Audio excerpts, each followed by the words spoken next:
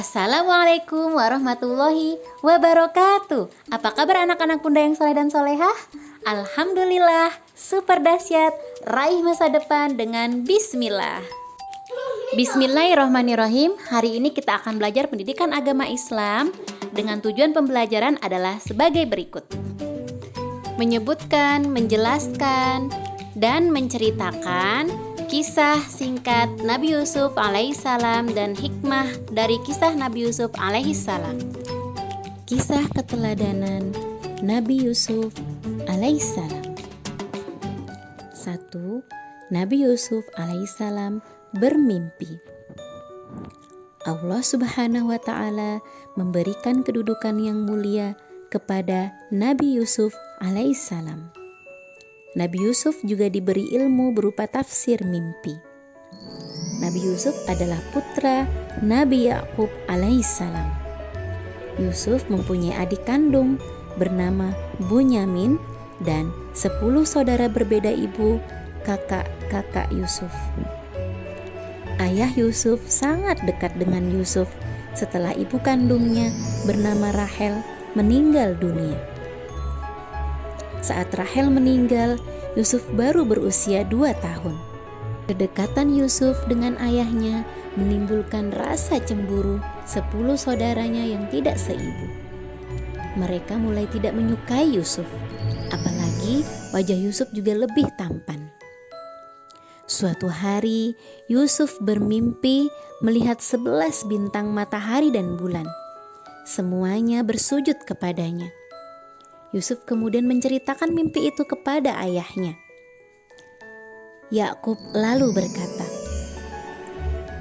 "Jangan kamu ceritakan mimpimu itu kepada saudara-saudaramu, supaya mereka tidak tergoda oleh setan dan mencelakakanmu."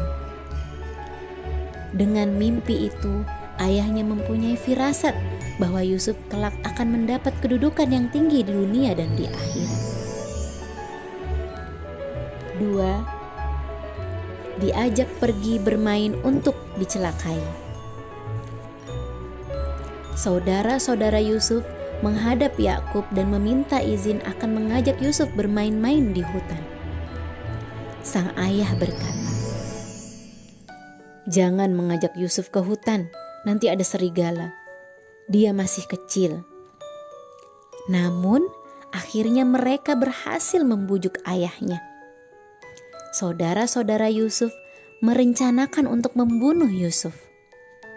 Salah satu kakak Yusuf berpendapat agar jangan membunuh Yusuf, tetapi membuangnya saja ke dalam sumur. Yusuf dibawa ke hutan mendekati sumur tempat para pedagang sering mampir mengambil air. Mereka pun membuang Yusuf ke dalam sumur. Saudara-saudara Yusuf kemudian pulang dan berkata pada ayah mereka,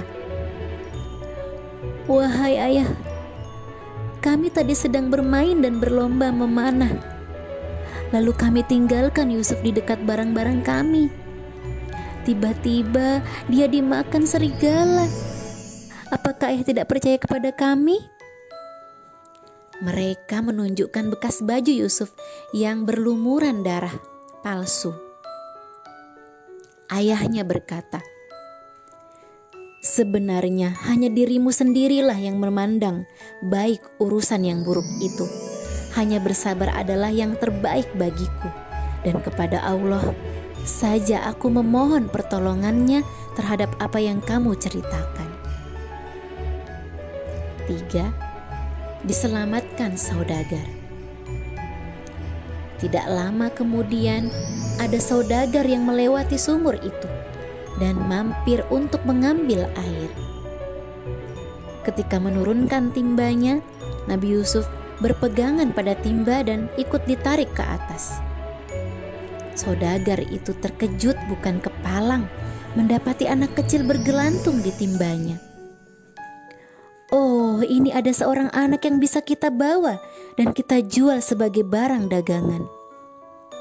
Sesampainya di pasar, Yusuf dijual. Pembelinya adalah penguasa di negeri itu.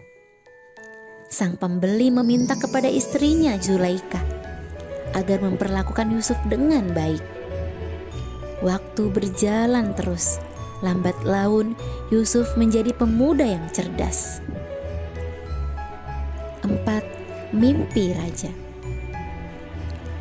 Pada suatu hari, raja bermimpi melihat 7 ekor sapi betina yang gemuk dimakan oleh 7 ekor sapi betina yang kurus. 7 tangkai gandum yang hijau dan 7 tangkai gandum lainnya yang kering. Raja segera mengumpulkan para penasihat untuk menjelaskan makna mimpinya. Namun, tak seorang pun bisa menjelaskan makna mimpi itu. Seorang pelayan melapor kepada raja. "Baginda, saya punya informasi tentang orang yang pandai menjelaskan mimpi." Maka utuslah aku kepadanya. Pelayan kemudian diperbolehkan menemui Yusuf di penjara dan menceritakan perihal mimpi raja. Ketika itu, Yusuf sedang dimasukkan ke penjara meskipun tidak bersalah. Yusuf menjelaskan kepada raja, "Hendaklah kalian bercocok tanam 7 tahun berturut-turut. Kemudian ketika kalian panen, hendaklah menyimpan makanan dengan cara membiarkan tangkainya kecuali sedikit yang untuk dimakan. Sebab setelah 7 tahun itu akan datang 7 tahun kemudian masa yang amat sulit. Pada masa sulit tersebut kalian akan menghabiskan simpanan makanan sebelumnya. Setelah itu akan datang tahun di mana manusia diberi hujan dengan cukup dan mereka memeras anggur." Raja tertegun dengan penjelasan Yusuf yang masuk akal. Kemudian raja mengangkat Yusuf sebagai pejabat negara urusan pangan. 5.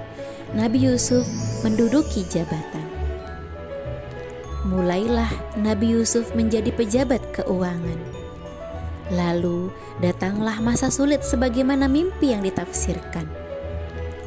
Orang mulai memburu bahan makanan dan berduyun-duyun datang ke gudang makanan yang disediakan kerajaan. Tampak di antara mereka adalah saudara-saudara Yusuf alaihissalam. Yusuf mengenal mereka, sedangkan mereka tidak mengenali Yusuf lagi. Mereka mengira Yusuf sudah lama meninggal dunia. Saat itu Yusuf mendekati mereka dan bertanya tentang asal-usul daerah dan keluarga mereka. Mereka menjelaskan semuanya. Yusuf bertanya, "Kenapa saudara kalian yang kecil yang bernama Bunyamin itu tidak ikut ke sini? Untuk besok bawalah dia, atau kalian tidak akan mendapatkan bahan makanan seperti hari ini." 6. Bunyamin datang ke istana. Ketika saudara-saudara Yusuf kembali ke rumah, diceritakanlah kepada ayah mereka tentang pertemuan dengan pejabat tinggi kerajaan yang meminta Bunyamin ikut dalam perjalanan yang akan datang. Tentu sang ayah khawatir kejadian yang pernah menimpa Yusuf terulang kembali. Namun karena persoalan makanan sangat penting, akhirnya Bunyamin diizinkan untuk ikut. Ayah mereka, Nabi Yakub, kini sudah tua dan kehilangan penglihatan karena sering bersedih dan menangis mengingat Nabi Yusuf. Para putra Yakub kini datang kembali ke kerajaan dengan membawa Bunyamin.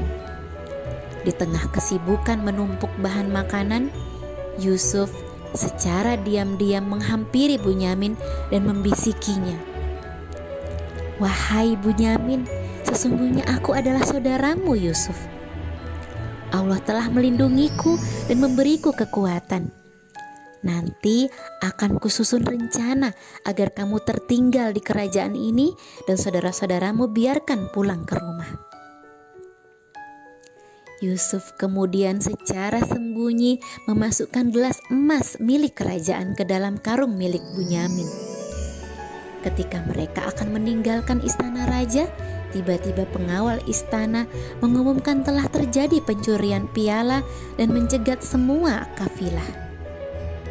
Saudara-saudara Yusuf bersumpah bahwa mereka tidak datang untuk mencuri. Namun sayang, ternyata para pengawal kerajaan menemukan piala itu di dalam karung Bunyamin. Bunyamin pun ditahan dan saudaranya yang lain dipersilahkan pulang.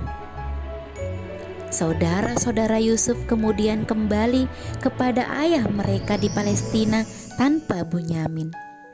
Mereka mengabarkan apa yang telah terjadi.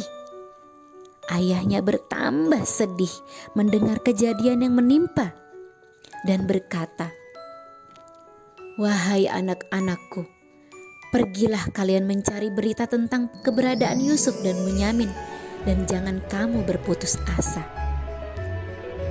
7. Saudara-saudara Nabi Yusuf menyadari kesalahan. Sewaktu mengambil makanan berikutnya, Yusuf mempertemukan Bunyamin dengan saudara-saudaranya. Yusuf berkata, "Sadarkah kalian tentang perbuatan apa yang telah kalian lakukan kepada saudara kalian sendiri?"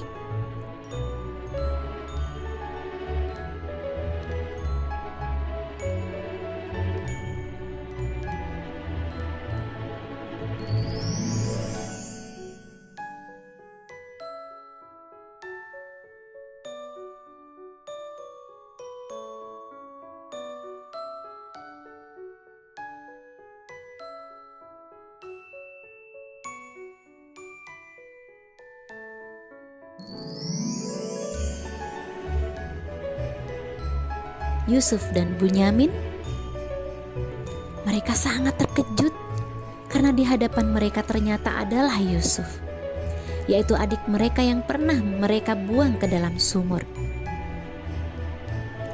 "Apakah engkau Yusuf?"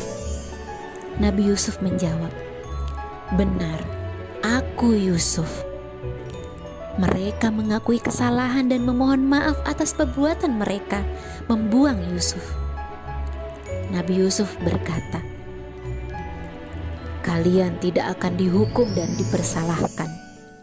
Aku mohon kepada Allah ampunan dan rahmat bagi kalian, dan Allah Maha Penyayang." Setelah menanyakan keadaan ayahnya, Yusuf kemudian mengirim jubahnya supaya diusapkan ke wajah ayahnya sembari meminta agar ayahnya segera diajak menuju istana. 8. Nabi Yusuf bersatu kembali dengan keluarganya. Sebelum sampai ke rumah, ayah mereka berkata bahwa sesungguhnya aku telah mencium keberadaan Yusuf yang masih hidup. Maka benarlah ketika mereka tiba, jubah Yusuf diusapkan ke wajahnya dan muncullah kegembiraan di hati ayah. Penglihatan ayahnya pun dengan izin Allah telah pulih kembali.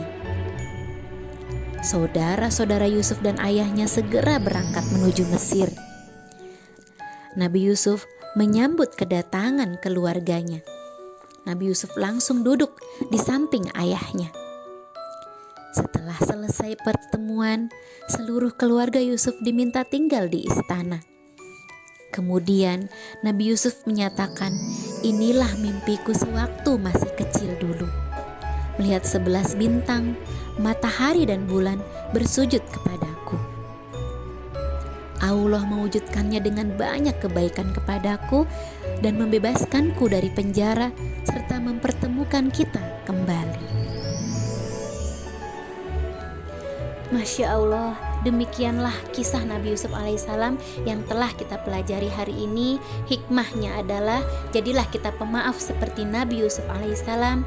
Yang kedua, tetap menolong orang yang kesulitan meskipun telah berbuat salah kepada kita. Yang ketiga, tetap mendoakan orang yang telah berbuat salah kepada kita. Cukup sekian pembelajaran pendidikan agama Islam hari ini. Bunda Yuni mohon maaf. Sampai jumpa pekan depan. Bunda akhiri. Wassalamualaikum warahmatullahi wabarakatuh.